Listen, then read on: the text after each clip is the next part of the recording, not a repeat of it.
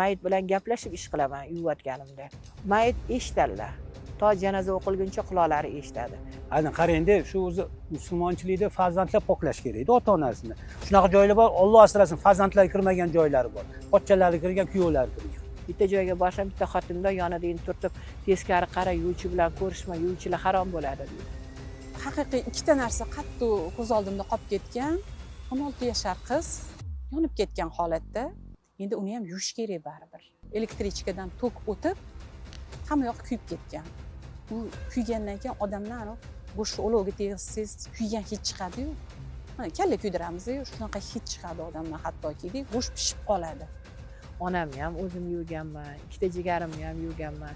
Yuvishga yuvganman, chiroyli qilib yuvganman deb yuzini yopishga kelganda yopolmay, yig'lab, chidolmay dotlab o'tirganman. Men u duo qilganda aytaman-da o'zimga, g'assolga, go'rkovga ishim tushsin. Kafansiz ketib qolganlar qancha bo'ldi? Poklanmaganlar qancha bo'ldi? Alloh asrasin. Tatuajlar bo'ladi. Endi hozir uni ustiga botoks chiqqan lavlarini mamunda shirib olishadi. O'shanda ketishadi, biz unga hech narsa qila olmaymiz. O'y egalari kelib, sal ozgina go'daliroq edilar deydi. Mayli, Alloh berganicha-de, $1000 bo'lgan. Anqayib qolganman. Chiqqan odamlar juda qiyin poklash deyishadi. Rostdan men bitta joyga borib qoldim. Men o'shanda ko'rdim-da, Xudo asrasin ichkilikda ketib qolishdi. Mayit hab to'g'risini aytaman, cho'chqaga o'xshab qoladi. Pishib ketadimi?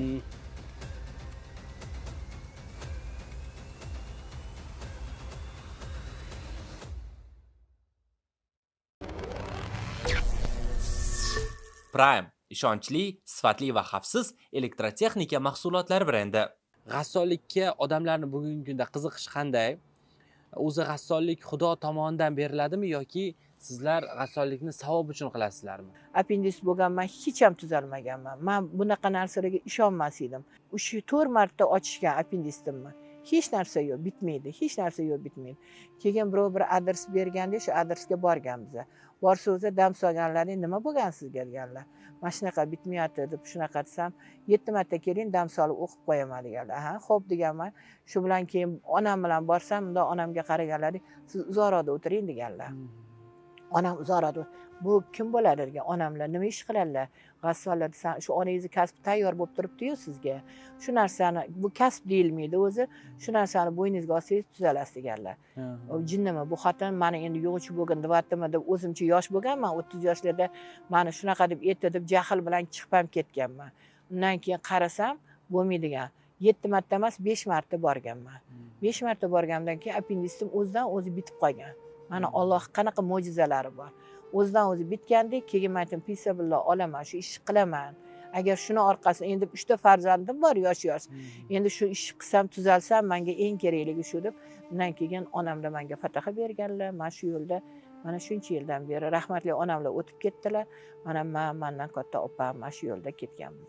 Rahmatli ustozim bo'lganlar, Ibrohim aka degan odam. Ertalab bondodga chiqib turaman edi. Bir kun men u mahalla Ochchapar mahalla 2ga yangi ko'chib kelgan odam bo'lganman. Keyin og'aylarim bor, "Sodiq kim olib yursan?" dedi. Bilmayman, sen shu odam g'assollar mahallani Ibrohim aka shogirdlari bo'lganman-da. Ochchapar 1-2larni g'assollari. Keyin bir kun savol berdim. Ibrohim aka, dedim, bitta savolim bor, maylimi? Meni shogird qilmaysizmi dedim-da. Allohning qudrati, hammasi Allohga bog'liq-da. Mayli, vaqt bo'lib qoladi dedilar. Bir kun keyin og'aynim telefon qilib qoldi. "Sodiq g'assol amakini olib kelgin, Ibrohim akani" dedi. Mayli, olib kelaman. Ibrohim akam uylariga bordim, Ibrohim akam chaqirdim, mashinaga o'tizdim. Ibrohim aka, Bahodir akani borib poklaymiz dedilar, Xudo xolasin. Keyin olib bordilar meni. "Sodiqjon, yuring" dedilar. Mendan kirasiz, qarashib, "Tahoratingiz bormi?" "Bor, tahoratim" dedim. "Yuring, mendan qarashasiz. Bir aytganingiz, so'ragan edingiz shu to'g'risida" dedi. Yuringni kirdim. Shu rahmatli Bahodir aka bilan kirdik, qarashdim. Hammasini poklab chiqdik. Bo'ldi, bugundan men shogirdim bo'lasiz dedi. O'zi niyatga bog'liq ekan, parishtomiy bo'lib, mana 13 yil bo'ldi xalq xizmatida yuribman shu Yunusobodda. Endi avvalam Alloh tomonidan yuqtirsa bo'ladi. Yuqtirmasa bozorda dallollik ham qila olmaysiz deydi-yu. Xuddi shunga o'xshagan Xudo yuqtirsa bo'ladi. Endi hozir yoshlarda ko'payib ketyapti. Endi o'ylashadiki, mana yuvchi keldi, ketdi, puli ishlarkan, shuni orqasidan ekan deb o'ylashadi. Yo'q. Alloh yuqtirmasa hech narsa qila olmaydi. Hozir yoshlarda ko'payib ketdi g'assollik. Biladimi, bilmaydimi, 2-3 marta borib shogird tushishadi-da, shu bilan men yog'uchiman deb ko'p xatolik ishlar qilib qo'yyapti. U egalari norozi bo'lishyapti. Ko'p joyda aytishadi, nimaga ular bunaqa yuvdi, siz bunaqa yuvdingiz. Mani onam bundan 32 yil oldin o'rgatganlar. Bolam ikkita nafsingga ehtiyot bo'lgan. Bir joyga borganda birovni narsasiga ko'zingni olaytirmagan. Birovdan haq so'ramagan. Alloh bergan rizqi nasibasi bilan yashagin dedilar. Shu gapga rioya qilamanmi? Bordimmi? Xuddi o'zimni onam yo o'zimni jigarimni kuzatayotgandek qilib kuzatishga harakat qilaman. Paytda o'zi 9-sinfligida ko'rganman. U ham buvim rahmatli bo'lganlar o'zlari. Bolalar farishta bo'ladi deyishadi, beg'ubor, begunoh payti bo'ladi deyishadi-yu. Shunaqa paytim bo'lgan ekan deb o'ylayman o'zimchalik, sababki jon chiqishini faqat farishtalar ko'rsatadi deydi-yu. Buvim rahmatli jon chiqar holatlarida rozilik so'raganlar-da, men chunki ular bilan 7 yil birga yashaganman, yotoqlov bo'lganlar. Jonlar chiqar holatda shundoq kirib kelsam, mendan rozi bo'lgin degan so'zlari oxirgi so'zlar bo'lgan-u, shuni yutinib ham ulgurmaganlar. Jon chiqib ketdi holati, xuddi odam qanaqangidir pufeni puchqaygandek bo'lib, nimadir chiqib ketar ekan tanadan-da, odamning holati yo'q bo'lib qolayotganini sezar ekansiz. Shu aytaman, jon chiqish holati shu ekan deb 9-sinfligimda hayotimda birinchi marta jon chiqishini ko'rgan. O'sha mayit bilan ham gaplashamiz vaqti kelsa.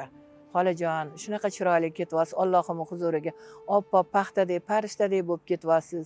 Hech narsadan qo'rqmang. Alloh o'zi jannat eshiklarini ochib sizni kutib oladi deb qosh ko'zlarini silab, sochlarini yuvganda sochlarini silab, juda chiroyli muomalalar bilan hali yuzlarini yopayotganda ham Alloh jamolidan benasib qilmasin, yuzlaringiz yorug' bo'lib boring deb chiroyli qilib kuzatamiz.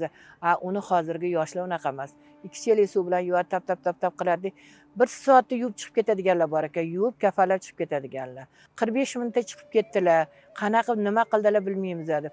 Men shu yonimda sherigim bilan boraman, shogirdim bilan. Negaki ozgina oyog'im og'rib qolgan. Shu borganda ham 1,5 soatsiz chiqib ketmaymiz. Kafanni bichimiz, tayyorlaymiz, sartaxtaga olamiz. Uydilar bilan vidolashgandan keyin sartaxtaga olib, yuvib, chiroyli qilib, shu rayhonlar, mushkambarlarni sepib, endi hozirgilar ko'p adashyapti, mana 2 tadan ro'mol o'ratish kerak bo'ladi, kichkina ro'mol, katta ro'mol. O'shanaqalarda ham xato ish qilib qo'yishyapti. Gapirsangiz yoqmaydi hozirgilarga. Ha deyishadi. Ko'p joyda xatoligini orqaligidan eshityapmiz. Bolam mayli qilishsin bu ishni, ozgina ixlos bilan qilish kerak, mehr bilan qilish kerak. O'zingizni odamingizni, yo onangiz, yo jigaringizdek mehr berib qilishingiz kerakki, o'sha odam mayli avvalam Alloh oldiga u dunyoga borganda ko'rishganda yorug' yuz bilan borishimiz kerak. Bu g'assollik xalqqa Allohning yo'lida yurgan narsa-manda. Tirikchiligim yomon emas, alhamdulillah. Ko'plar g'assol bo'laman, tirikchiligim yaxshi o'tadi. Yo'q, juda noto'g'ri narsa bu. G'assol bo'lib savob uchun. Meni qancha joyga borgan, bittasiga hech qachon aytmayman, shuncha berasan. Hozir odamlar g'assollar stavka chiqarib qo'yib, $100, $200 stavka. Bunaqa juda noto'g'ri narsa. Xalq har xil bor. Kimdir boy, kimdir kambag'al. O'lim kutib o'tirmaydi, любой время kelib qoladi. Kel taqalatadi deb eshikni o'tirmaydi. Shuning uchun odamlarning qo'lida bo'ladi, bo'lmaydi. Qancha bersa men rozi bo'lib ishimni qilaman, poklayman, chiqib ketaman. Odamlar kimdir qancha bersa roziman. Belim og'rishni boshladi meni. Belim og'rishni boshladi. Ha dedim, yengil qaradim, boshqa qildim, yuraverdim. Ish, bola, chaqa dedik, endi ozgina lecheniya olib yurdim. Orada ancha vaqt o'tgandan keyin meni katta xolam rahmatli olamdan o'tib qoldilar. Katta xolam rahmatli shu uzilganlaridan keyin bu endi o'zim musulmonchilikda nima g'assol chaqiramiz, yuvdiramiz. Shunda g'assol kelgandan keyin men aytdimki, o'zlarining tuqqan farzandlari bo'lmaganda ularni. Shuma kiray farzand bo'lib qarashgani g'assolga dedim. Shu kun juda ham belim yomon og'riyotgandi meni. Zo'rg'a kelganman yomasam shu janoza bo'layotgan joyga zo'rg'a kelganman, amallab chidab o'tirdim. G'assol keldi. Keyin mayli siz ham kiring deyishdi. Kirib bordim. Pechkani yonida belimni issig'iga zo'rg'a chidab o'tirgan odam edim. Bo'ldi, g'assol, men nima aytsam shuni qilasizlar dedilar. Xo'p dedim-da. Bo'ldi. U yog'iga o'sha nima aytsalar o'shalarni qilib, bajarib, xullas yerda bir soatcha davomida hamma aytganini qildik. G'assol ish tugadi. Shunda tovutga soldik, tahlil o'girgan. O'tiraman deganimni bilaman. Yana belim og'riq zo'rayib ketdi-da. O'zimga o'zim hayron bo'ldim. 1 soat engashdim, suv oldim, boshqa qildim, hamma aytganini qildim. Tiq etmay belim og'rimadi-ku dedim. orada yana ozgina vaqt o'tgandan keyin 1-2 yildan keyin ikkinchi xolam olamdan o'tdilar. Yana g'assol chaqirtirdik, yana o'sha holat, yana o'sha kuni ham belim og'riyotgan, salqin payt. Kirib bordim, qarashaman dedim, yuvdik, kafalladik, yana tovutga soldik, yana belim og'rig'i davom etyapti. Xuddi chiroqni o'chirib qo'ysangiz to'xtaydi, yoqsangiz yonadi. Xuddi shunaqa holat bo'ldi. Farzandlarimiz katta bo'lguncha qizlarga, yigitlarga sarpa yig'amiz. Kelin olaman, qiz uzataman deb. Ulardan qutulganimizdan keyin oxiratda o'ylashimiz kerak. Vaqti kelganda 80 yoshli onaxonlarga borganimizda ham oqlovliga bo'lmaydi. Voy, o'zinglar bilan olib kelmaysizlarmi deb qo'yishadi. Biz oqlov ko'tarib yurmaymiz, magazinchi emasmiz-ku. Sizlar o'zinglar olishinglar kerak, o'zinglar olib kelishinglar kerak. Mana bu narsalarni sizlar tayyorlashinglar kerak deymiz. Undan keyin chopqilab borib olib kelishadi. O'limga qanday tayyorgarlik ko'rish kerak? O'limgami? Shu 30 metr oqlov, ko'rpali o'rov, nina ip, qaychi, paxta, shu narsa, mushkambar, shu narsalarni olib korobkagami, chamadongami solib bir chekkaga olib qo'ysak, saravat etib turadi. Buni hech ham ziyoni yo'q. Tursa, mana tez qalbingiz tinch bo'ladi. Desa, oxiratda o'ylab tayyorlab qo'yishgan ekan deb. O'sha farzandlaringiz ham, onam bejiz ana qilmagan ekanlar, mana shularni hammasini qilib qo'yibdilar deb. Undan keyin men bir xil joyda aytaman. Bunda olib kelishadi, korobka yo chamadonni ochishadi, hali narsalarni ko'rsatib, nima narsalarni noto'g'ri qilib biza, nima narsa kam ko'st bor deb shunaqa deyishadi-da. O'shanaqada men aytaman, "Ali nima deydi? Saramjonim onam deb yig'laylar. Nimagaki onangizni qarang, qanday narsalarni saramjon qilib ketibdilar. Bolalar alpinib talpinishmaydi hamda hamma narsa o'ydan chiqadi. Shunaqa tomonlarini o'ylab tayyorlab qo'yish kerak. O'lim haq. O'lim haq bo'lgandan keyin bu narsaga tayyor bo'lib turishimiz kerak. G'assollikda tahorat 4 ta, g'usl 3 ta, o'sha 7 ta hamma narsani qilish kerak. Odamni bitta cheklikdan chayib chiqib ketadi. Bu noto'g'ri narsa. Payg'ambarimiz o'rgatganlardi, yaxshi mayitni qancha yaxshilab poklasangiz, shuncha o'zingizga yaxshi degan joylari bor. Aytishadi, Alloh asrasin, ko'p ichib yurganlarga aytaman-da, men ichmanglar, Alloh taolo joninglarni olib qo'ysa juda xunuk ketasizlar degan joylar bu bor narsa. Men bir kun ustozim aytadilar edi, ichgan odamlar juda qiyin poklash deyishadi. Rostdan men bitta joyga borib qoldim. Endi biz g'assollar omonatchi bo'lamiz, kimligini aytmayman otini. Men o'shanda ko'rdim-da, Xudo asrasin ichkilikda ketib qolishdi. O'shanda ozgina qo'rqaman, ozgina. Qanaqa bo'ladi u? Yo'q, juda xunuk bo'ladi. Aytib bering. Yo'q. Qanaqa? Masalan, hozir sizning gapingizdan keyin qanaqa bo'lishini aytsang, o'sha holatdan qo'rqib ham balki spirtli ichimliklarni ichishmas. Mayit to'g'risini aytaman, cho'chqaga o'xshab qoladi. Ishib ketadimi? Ishib ketadi. Juda xunuk yotadi. O'lim 2 xil keladi. Juda chiroyli keladi, juda xunuk keladi. Hammamizga chiroyli kelsin. Shunga inson pokiza bo'lib, namozli o'qib, o'ziga qarab yurish kerak. Birovning dilini ortish kerak, birovning haqida qo'rqish kerak. Eng yaqin o'rtog'im rahmatli bo'lib ketdi hozir, onasi bo'lardilar. Shu onasi rahmatli ham o'tganlarida, endi bitta qiz bo'lgani uchun ko'p narsani menga orqa qilardilar-da, qizimni yolg'izlatib qo'yma, yonida bo'lgan nima bo'lsa ham dirdilar. O'tgan kunlar chaqirishdi meni. Chaqirsam jonlari uzilgan ekan. Bu Salim ustozimni g'assollikka chaqirishgan ekan. Ular keldilar. Buni dedim, opasi ham singlisi, o'zimman dedim, o'zi bitta qiz edi dedim. Shunga nima bo'lsa hammasi menga aytaverasiz, o'zingizga ham o'zim qarashaman. Oldin qarashgan kirganmiz, ha, xolalarimda kirganman. Ha, mayli dedilar. Keyin ular qarashdim, boshqa qildim.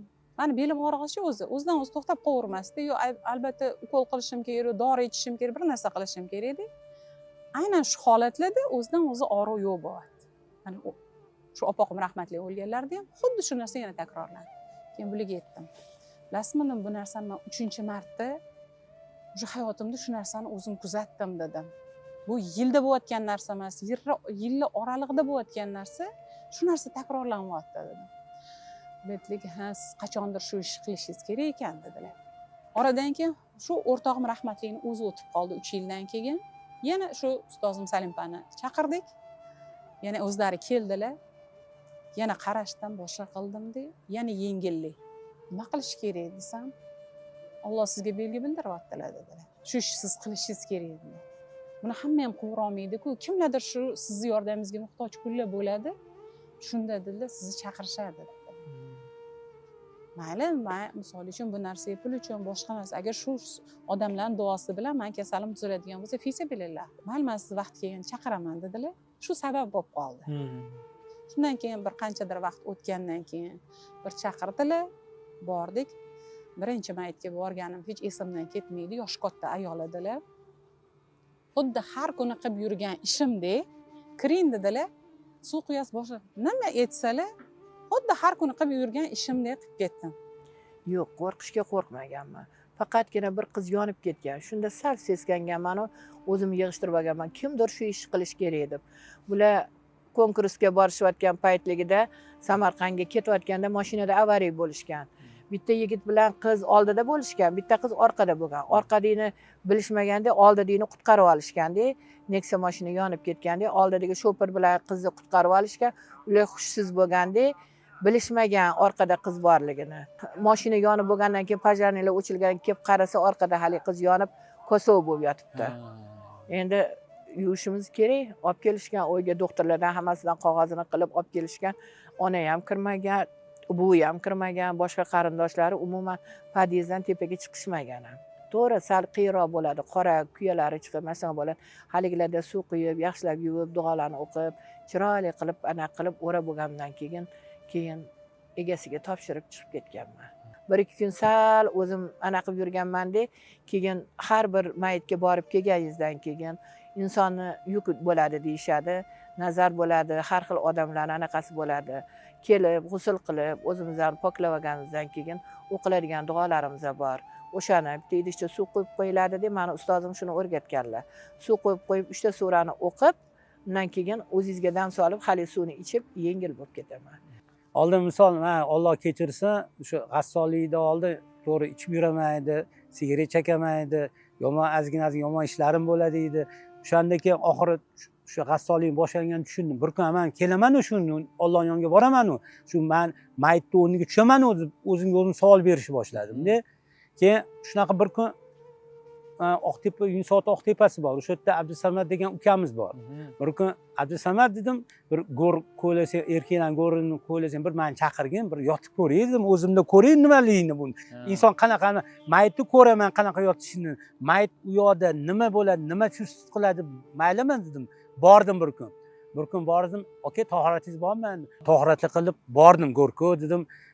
Ko'rsat bitta erkak kishining go'ri ekan. Tushdim pastga. Ayvonga tushdim, dedim, Abdusamad ketib qolmadi, birinchi marta tushyapman dedim. Tushdim, lahatga tushdim. Yotdim lahatda. Ana bilsangiz, tunnel bo'ladi-ku metroda, tunnel dovush chiqadi. Bilasizmi? O'zi u lahatning ichi tupik bo'ladi.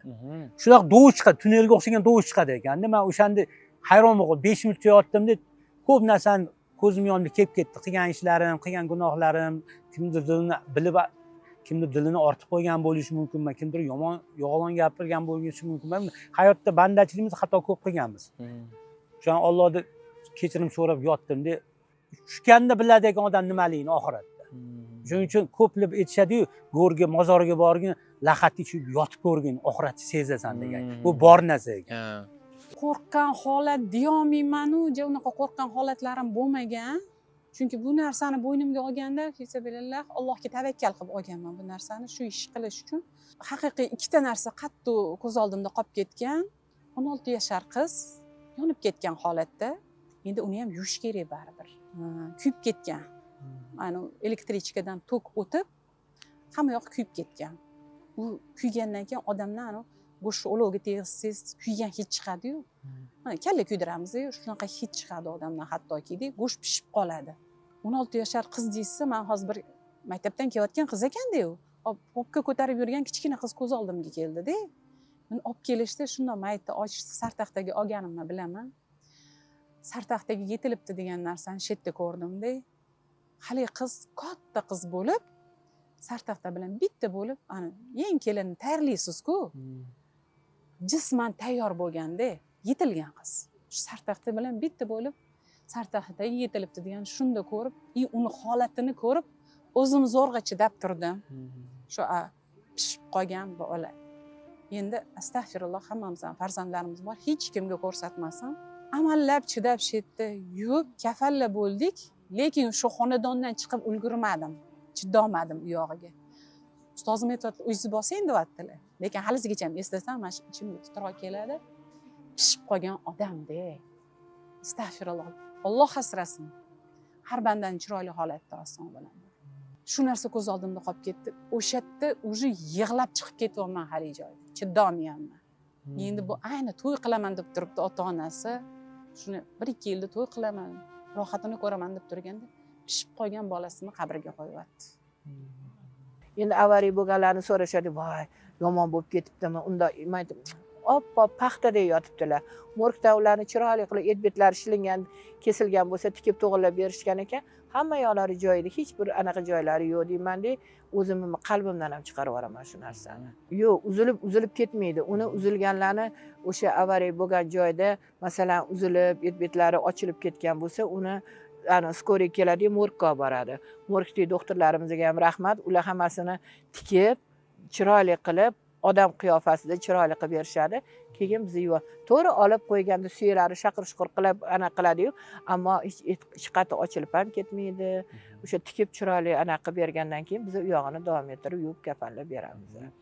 Abdusamad shu oxir tupiku hech narsa yo'qsa, tunnelga o'xshagan do'q chiqdi desam, moro bo'lsin sizga dedi. Shu gapni nimaga gapirdim bilmadim.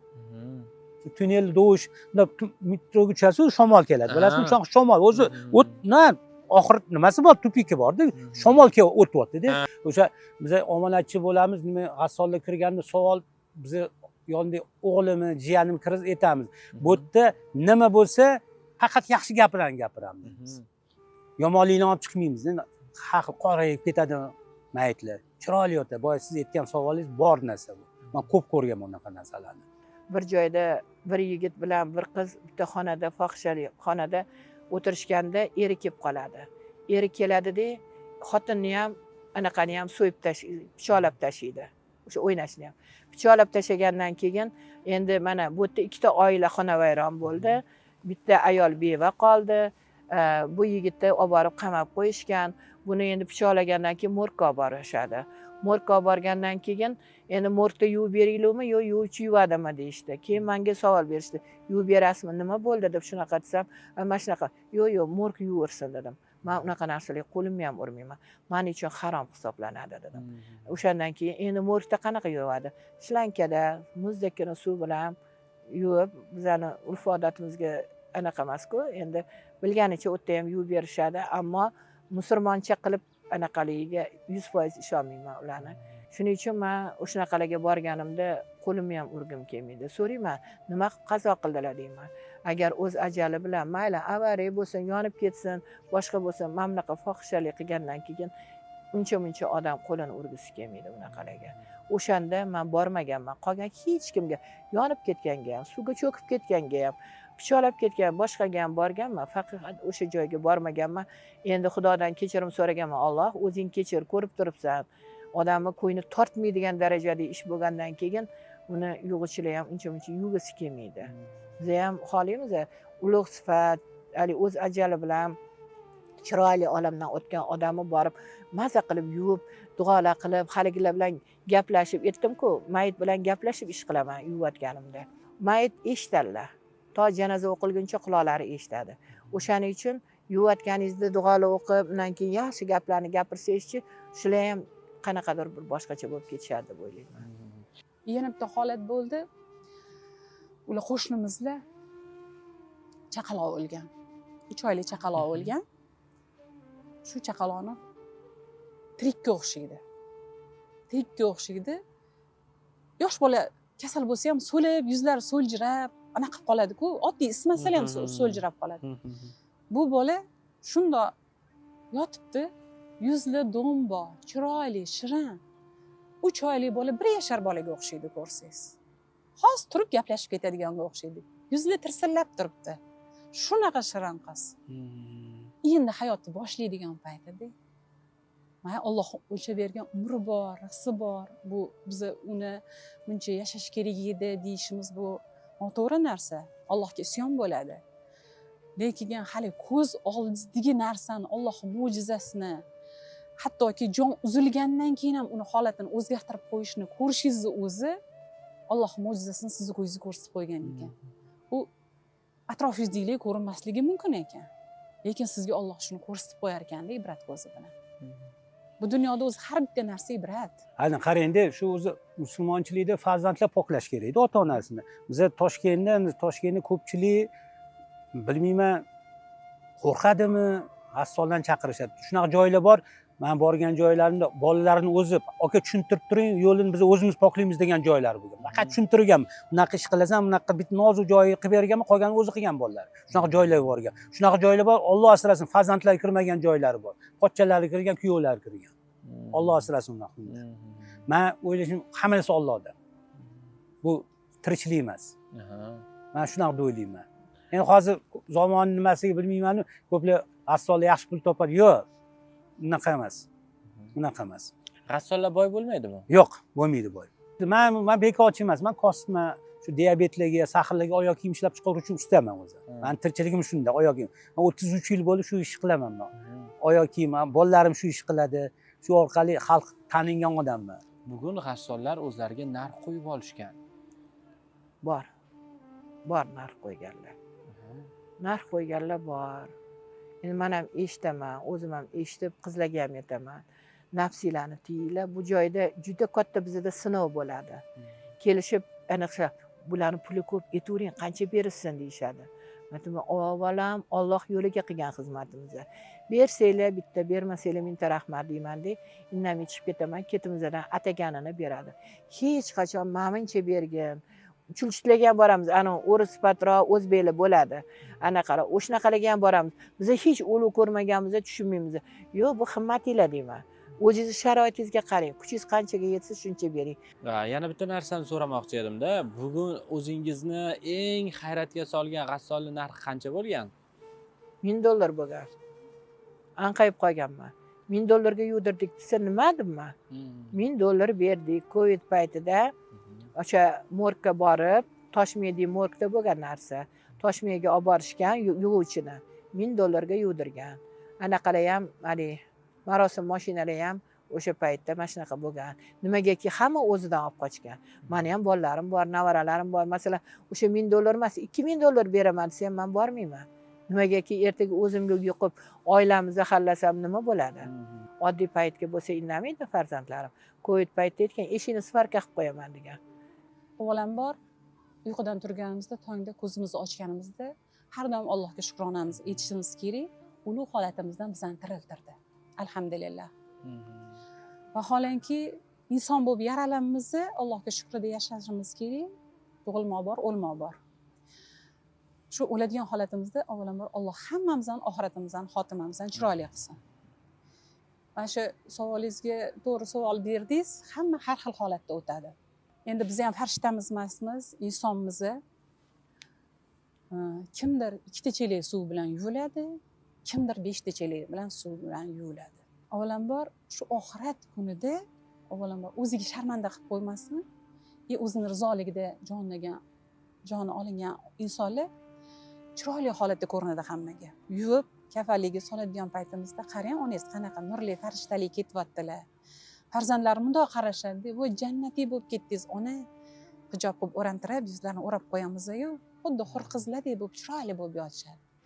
Shundoq o'ng tomonga yuzligini o'nglab olishadi. Qibla tomonga yuzligini o'nglab olishadi. Ana jannatda nimasi kelyapti bularga, belgisi kelyapti deyishadi-ku. Aytganingizdek, kimlardir Alloh asrasin, har xil xunuk holatlarda ham o'tish bor. Bu dunyoda qiladigan amalimizni oxirat kunimizga hujjat ekan. Shuning uchun bu dunyoda imkon darajada faqat yaxshilik qilishimiz kerak ekanda. Shundagina hattoki mayli bu Allohdan. Balki o'sha odam peshinada sajda ko'rmagandir. Lekin kishi bilmas, hammaga savobli ish qilgan bo'lishi mumkin. Insonni qanaqa tushuntirsam, ko'proq suvni qancha ekonomik ishlasa shuncha. Yaxshi insonlarga suv durga o'xshab turadi. Yomon odamlar suv oqib ketaveradi. Poklanmaydi. 3 vaqtda g'usl qilmagan, uvol qilgan suvni tahorat qilmagan, shularda suv yetadi, oxir menga ishing tushdimi deb qochib ketaveradi suv.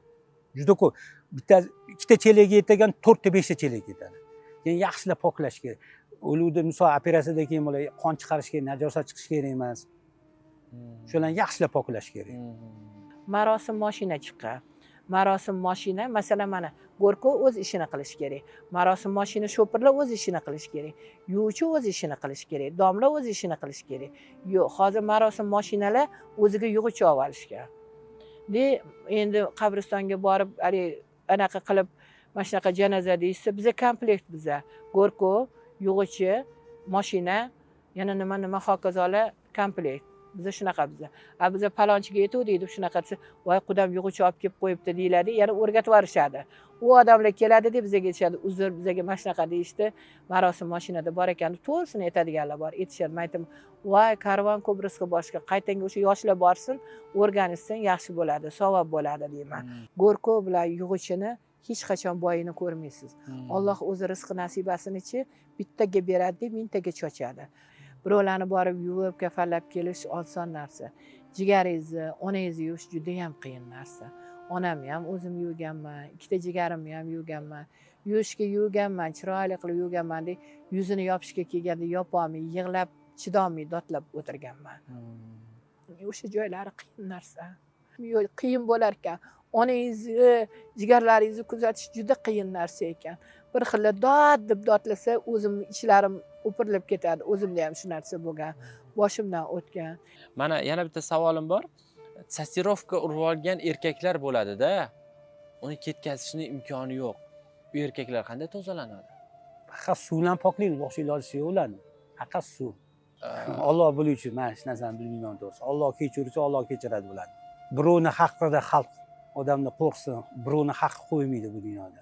Birovni haqqida qo'rqsin, keyinchi ko'proq g'usul qilsin, tahorat qilsin. Namoz o'qisin ko'proq. Men ko'pni ko'raman, namoz o'qimaganlar juda qiynaladi-da. Rasulullohdan qiynaladi. Lak surasanmi? Oddiysini sur, bunda artsa ketadigan bo'lsin. Agar oddiy lak bo'lsa, biz ham darrov artdan olib keltiramiz-da, artib, tozalab, chiroyli qilib jo'natadi. Endi ana shlak degani chiqqan, uni qirsangiz ham, boshqa qilsangiz ham faqat o'zini ustasi uni anaqa qila oladi.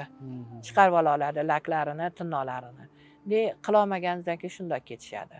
Tatuajlar bo'ladi. Endi hozir uni ustiga botoks chiqqan lavlarini mana bunday shirib olishadi. O'shandan ketishadi, biz unga hech narsa qila olmaymiz. Faqat bundan bir necha yil oldin bir qiz suvda cho'kib ketgan. Mana shu xotira suvda cho'kib ketganda, shunga janozaga borganman. Mayli, uni endi adresini aytmay qo'ya qoling. Eshikdan kirib boryapman, qator ayollar turishdi, ko'rishdikda, men ham uydan poklanib, yuvinib, tahorat bilan boraman. Shunaqa qilib hali kirib borsam, ayollar ko'rishdida, bitta joyga borsam, bitta xotinimda yonida turtib, teskari qara, yuvuvchi bilan ko'rishma, yuvuvchilar harom bo'ladi dedi. Endi shayton aytibdi, orqangga qayt deb. Rahmon aytibdi, yo'q, bunaqa ahmoqqa quloq solmagin deyapti. Ichkariga kirdim, kafan bichyapman, ko'zimdan oqib ketyapti. Hali gap anaqa qaytarilyapti qulog'imni tagida. Undan keyin buvilari kirdilar, bolam men kiraman qarashgan edi. Buvijon qiynalmaysizmi desam, yo'q, o'zimni bolam, o'zim kiraman, siz ham yosh ekansiz, cho'chimang dedilar. Yo'q, cho'chimayman-ku dedim. O'zingiz qiynalmasangiz mayli dedim. Ular qaradilar-da, nega yig'layapsiz bolam dedilar. Yo'q, o'zim desam, endi bolam peshonasiga yozilgani shu ekan-ku deb shunaqa dedilar hali buvi. Bolamga shu, men aytdim, men bolangizga avvalan mana shu qizga achyapman dedim. Ikkinchidan dedim, bir omi, bir beparosat ayolning gapiga achyapman. Shu odam shu gap, oydek ayoldan menga shu gapni gapirdilar. Desam, kim dedilar. Unda oynani qiyaroq qildim deb pardadan ko'rsatdim. Mana shu to'g'rida o'tirgan ayol kim bo'ladilar desam, quda bo'ladilar dedilar. Hamma bir 15-20 ta ayol o'rnidan turib ko'rishdi dedim. U ayol dedim, shartta yonidagini teskari qilib ko'rishmagin, yuvuvchilar harom deb aytdilar dedim. Men qonimga emasdim, qadrimga yig'layapman bu yerda dedim. Nahotki dedim, men ham birovni guldek farzandiman, men ham birovni ayoliman, men ham farzandlarimning onasiman. Alhamdulillah, Xudoga shukr, men bir anaqa joyim yo'q. Mana shunaqa har xil odamlar bor. Ammo o'zim atrofimda hech kim meni hali shu paytgacha bu yug'uchi deb hali qo'yni tortmay, mana shunaqa qilgan odamlarni ko'rmaganman ham, bilmayman ham. Ko'p kelayotgan ko'p g'assollar ko'rishadi. Bizlar ustozimiz Ibrohim aka ko'rishmaydi, qo'lini uzatmaydi. Nimaga desa, ko'rishayotgan odam tahorati bormi, yo'qmi bilmaymiz. Bizlar g'assollar tahoratlan, g'usuldan borib poklaymiz. Bu odamdan ko'rishib qo'ygan odamdan tahorati bormi, g'usuli bormi, qasd niyatlan ko'rishyapti, bilib bo'lmaydi. Shuning uchun men hech kimga qo'l bermayman. Chiqib ketayotganlar hech kimdan qo'l bilan xaylashmayman, qo'l berib. Xayla, shunday chiqib ketaman. Boshim yerga. Tajang o'liklarni yuvishda qiynalaman. 160 kiloliklarni ham yuvamiz-da, qo'g'irchoqni yuvganda yuvib chiqib ketamiz. Ozg'ingina tajang, qaysar odamlarni yuvayotganda bir joyini yuvib bo'lsangiz, ikkinchi joydan kelib chiqadi ishingiz. Ikkinchi joyini yuvsangiz, mana bu yerdan kelib chiqadi deymiz-da, charchab ketamiz o'zimiz. Odamning fe'liga ham bog'liq bu narsa. Bir xil joyga borib olsak, o'sha yo'lda ketayotganda borib shu endi men o'zim mashinamda boraman, borib tushishimiz bilan o'y egalari kelib, sal ozgina go'daliroq edilar deydi. Mayli, Alloh berganicha-da, endi nima qilamiz, hech narsa qilmaydi deyman-da. Hattoki sartaxtalarga sig'maydigan odamlar bo'ladi. Yonlariga klyonkalar qo'yib yuvamiz, ammo hech qanaqa mana shu oddiy odam qanday yuvgan bo'lsa, ularni ham shunday yuvib chiqib ketamiz. Endi bir xil nastirni odamlar bo'ladi. Hayotda o'zida o'jar, qaysar odamlar. O'sha fe'li o'sha yerda ham bilinadi. Shuning uchun o'shanaqalarga ham bog'liq. Shuni orqasidan oxirat kuni uni shunaqa siylab qo'ygan bo'ladiki, jannat ifori o'sha kelar ekan shu odam. Aytiladi-ku, hali qabriga mayit yetib bormasdan farishtalar yetkazib borishar ekan. Atrofdagilar kim kelyapti, jannat ifori kelyapti desa, jannat ahlidan olib kelyapmiz bu bandani deb aytishar ekan. Jannat ahllari kimki? Bu dunyodagi beozor insonlar ekan. Men u duo qilganda aytaman-da o'zimga, g'assolga, go'rkovga ishim tushsin. Kafansiz ketib qolganlar qancha bo'ldi? Poklanmaganlar qancha bo'ldi? Alloh asrasin shu kunda. Odamlar janozaga bormaganlar qancha bo'ldi? Qo'rqib, kasallikda. Shu kunlarda Xudo asrasin. Shuni duo qilganda g'assolga, go'rkovga ishinglar tushsin deb duo qilaman men. G'assol poklaydi, go'rkov qo'yadi chiroyli qilib. Keyin domlab janoza o'qiydi.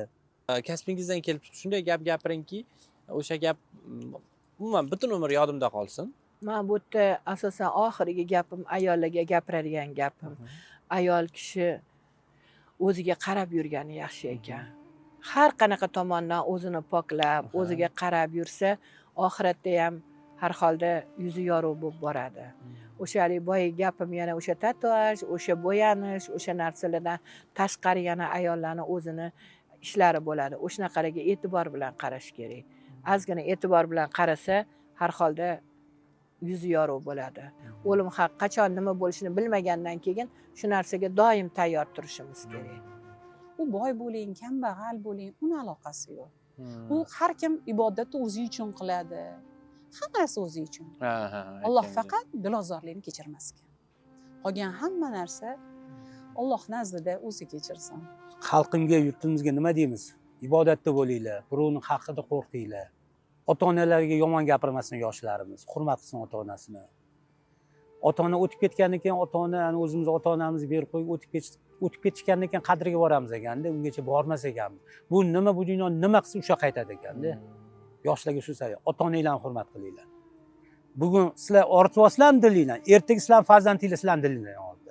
Hurmat qilyapsizlarmi ota-onani, ertaga sizlar ota-ona bolalar sizlarni hurmat qiladi. Bu bor narsa ekanda, bu qaytagan narsa ekan.